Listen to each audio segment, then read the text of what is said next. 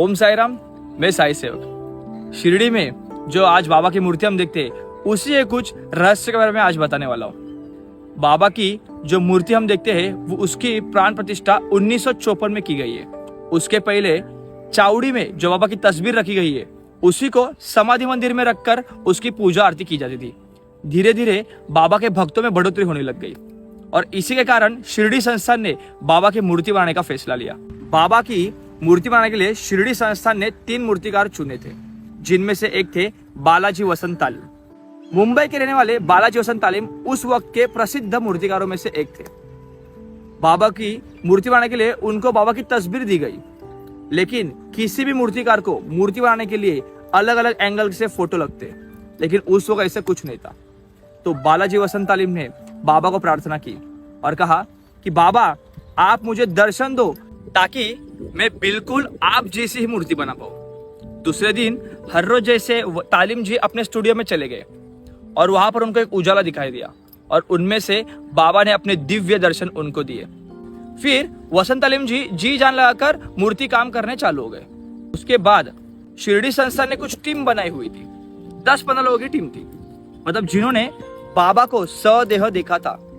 ऐसे 10-15 लोगों की टीम थी, जिनमें से एक लक्ष्मीबाई शिंदे भी थे, जिनको बाबा ने महासमाधि लेते वक्त 15 अक्टूबर 1918 को नव विद्या भक्ति के 9 कॉइन्स दिए हुए थे। तालीम जी ने क्ले का बाबा का मूर्ति का मॉडल बना के एक रेडी किया और शिरडी संस्थान ने जो टीम चुनी थी, उनमें से उन लोगों को कहा कि आप पहले वो 2 मूर्तिकारों के पास जाओ, फिर ही मेरे पास आना। उनके बोलने के मुताबिक वो उन 2 मूर्तिकारों के पास गए, फिर तालीम जी के पास आए और जब तालीम जी ने बाबा की जो मूर्ति बनाई थी वो उनको दिखाई तो सबके आंखों में आंसू थे। साक्षात बाबा ही हमारे सामने खड़े हैं, ऐसी सबको प्रचिति आई और उन्होंने कहा कि अब हमें कहाँ जाना नहीं, अब ये काम आप ही करना, और उनको मूर्ति बनाने का अप्रूवल मिल गया। तब तालीम जी ने मकराना मार्बल के लिए मकराना राजस्थान यहाँ ऑर्डर दे दी, लेकिन वो मार्बल आने के लिए भी 2 महीने लगने वाले थे और इसी के चलते उनका एक दोस्त अचानक उनके स्टूडियो पे आ गया और उसने ऐसे पूछा कि तालीम अब कौन सा काम चल रहा है।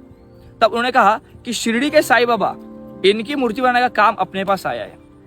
तब उन्होंने कहा कि अरे हमारे डॉकयार्ड में, वो मुंबई बंदरगाह में काम करता था, तब उन्होंने कहा कि हमारे डॉकयार्ड में 1.5-2 साल से 1952 में एक मार्बल आया था जिसमें सिर्फ इटली लिखा हुआ है। किसने भेजा, क्या भेजा, इसका कुछ पता नहीं है और हमने 2-3 बार लीलाओं में भी उसको निकाला, लेकिन किसी ने लिया नहीं। तो तू तेरी हथौड़ी और छन्नी ले ले और हमारे साथ चल, हो सके शायद तेरे कुछ काम आए। और इसी के चलते जब तालीम जी डॉकयार्ड में वो मार्बल देखने पहुंचे, तब वो आश्चर्यचकित हो गए, क्योंकि उनको जितना मार्बल चाहिए था उतना ही मार्बल और मूर्ति का मतलब आर्ट वर्क करने के लिए सबसे वर्ल्ड में कुछ फर्स्ट क्लास या सुप्रीम मार्बल कुछ होगा तो वो इटालियन मार्बल होता है, और उनको चाहिए था उतना ही मार्बल वहां अवेलेबल था। उन्होंने शिरडी संस्थान से बात करके वो बाबा की मूर्ति बनाने के लिए ले लिया और तालीम जी ने अपना काम चालू कर दिया। काम धीरे धीरे पूरा हो रहा था। ऑलमोस्ट 70-80% मूर्ति जब होने ही वाली थी, तब बाबा के लेफ्ट पैर के नीचे एक एयर क्रैक उनको दिखाई दिया। नेचुरल क्रैक होता है वो, अगर वो निकालते नहीं तो मूर्ति पूरी भी नहीं होती, और वो निकालने जाए तो मूर्ति खंडित होने के भी चांसेस बहुत ज्यादा थे। अब इसमें तालीम जी फंस गए। उन्होंने दोबारा बाबा को प्रार्थना की और कहा कि बाबा आप ही इस संकट से हमें बचाए।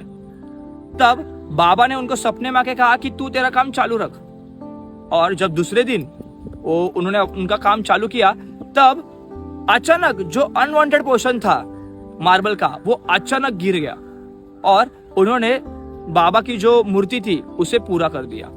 बाबा ने तालीम जी को इस संकट में से भी निकाल लिया। इसी तरह से 7 अक्टूबर 1954 को दसरा विजयदशमी वार गुरुवार के दिन बाबा की शिरडी में मूर्ति प्राण प्रतिष्ठित की गई और इसके बाद कोई भी मूर्ति ना बनाने का आदेश बाबा ने तालीम जी को दिया। यही था बाबा के मूर्ति के पीछे का रहस्य। सद्गुरु साईनाथ अर्पणमस्तु। शुभम भवतु। ओम साई राम।